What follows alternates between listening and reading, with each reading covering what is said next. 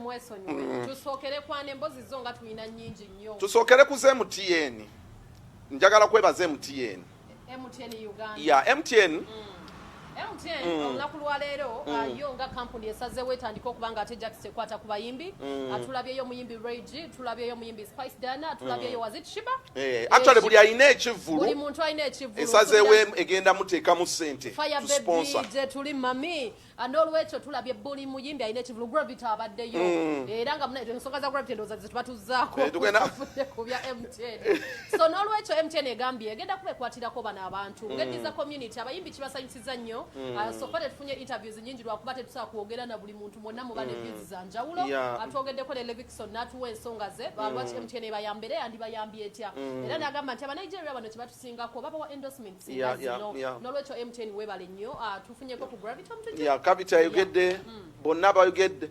Actually what happens is it's a good initiative. I want to applaud era nyongera okuyita corporate companies Abayimbi baffe they have the craft but they need investors betaga they have the juice betaga muntu abakwatirako given the fact nti bava mu COVID you know in COVID engage babadde struggling to live so if you are a lover for the music industry any corporate company encroach into their numbers atoba wobuyambi kubanga buli wo supporting a Gravity has numbers you get these numbers your product will reach out to them. I would like to thank you MTN ebyadala MTN chekoze chamanyi yeah this is beautiful industry kali katoka twabembozi nga bwe badde nga MTN esalawo okuyamba kukwatya ku bayimbi bonna abayina ebivulu season emu tuli waneno lwansonga MTN has partnered with us to sponsor our shows so abayimbi ng'olina ekivvulu oli wakabi nonya kampani nga MTN emisana bakusupporting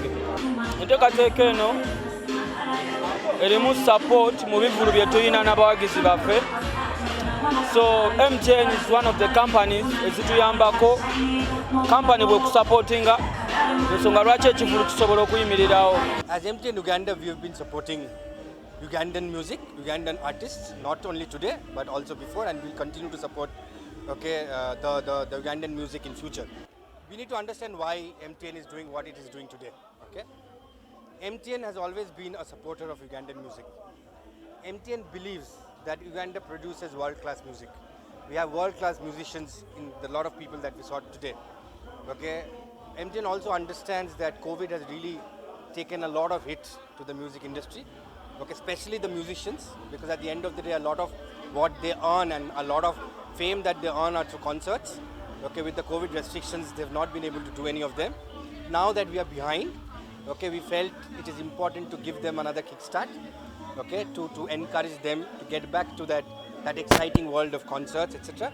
So this partnership with the 6 artists is basically to get into the concerts, okay, with the array of concerts, supporting them to do their concerts well, and also to encourage public, Ugandan people who love music, okay, to come and join those concerts, and flock the locations, okay, gate crash, and really enjoy music.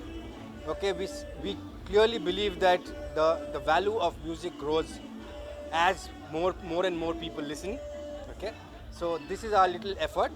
Okay, to encourage these artists to get back to those levels of excitement that were there before COVID.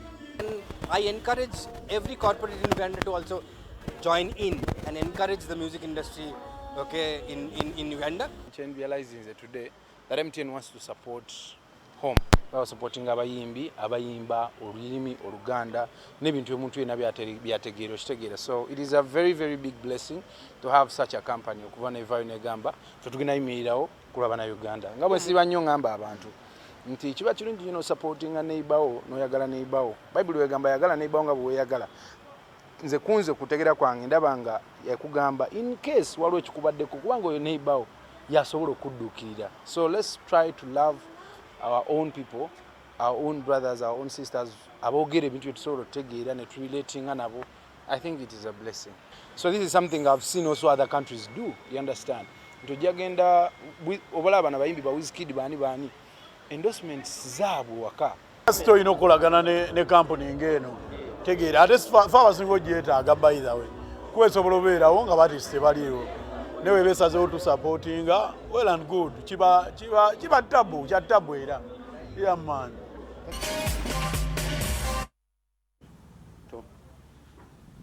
Kale, thank you so much once again, MTN. Yeah, that's why you're leading telecom company in Uganda. And blessed is a hand that gives and that receives. So, yeah, this is beautiful. I hope Abayimbi mukoze opportunities in Oburunji. Temu violating companies, you know, mu keeping ebitiibwa byammwe. Okitegere bigambo bye mwogera ebibiye kuwemula temuswaza companies, you know. Byayogera wano nga tategedde muganda wange Gravity. Yeah, ati kati tugudeko ku mukulu Gravity Jackson, we expected him to be toned down. Gatonampa Gravity. Oyagala kugenda mbulanga. Nkole ku ssente. Okomewo jimpe bulungi. Katso tukole ku nsimbiza Gravity kasongo konako.